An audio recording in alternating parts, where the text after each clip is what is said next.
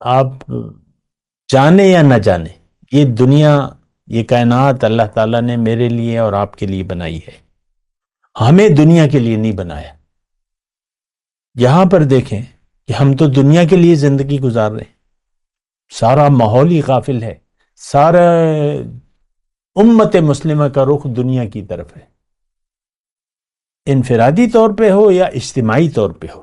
تو یہ تو دیکھیں، تبھی تو یہ ہے کہ آج مسلمان بٹے ہوئے ہیں، 57 حکومتیں ہیں، اسلام نہیں ہے اس میں، مومن بھی نہیں ہے۔ مومن ہوتا تو جماعت ہوتی، اور جماعت ہوتی تو اس کا ایک امیر ہوتا۔ یہ تو آپ لوگوں نے اپنے اپنے امیر بنائے ہوئے ہیں، یعنی اللہ تعالیٰ نے کیا فرمایا ہے ہمارے لیے قرآن، ہذہ امتکم امۃ واحدۃ، یہ تمہاری امت ایک ہے، وَأَنَا رَبُّكُمْ فَاعْبُدُونَ، تم نے میری بندگی کرنی ہے، تم ایک امت ہو۔ تو ہم تو بٹے ہوئے ہیں، پہلے تو پھر قواریت میں بٹے ہوئے ہیں، یہ اہل تشیع ہے، یہ بریلوی اسلام ہے، یہ دیوبندی اسلام ہے، یہ اہل حدیث کا اسلام ہے، اور ہر ایک اپنے آپ کو حق کہتا ہے، دوسرے کو باطل قرار دیتا ہے۔ اللہ کیا کہتا ہے؟ وَاعْتَصِمُوا بِحَبْلِ اللَّهِ جَمِيعًا وَلَا تَفَرَّقُوا، اللہ کی رسی کو مضبوطی سے تھام لو اور اس میں تفرقہ مت کرو۔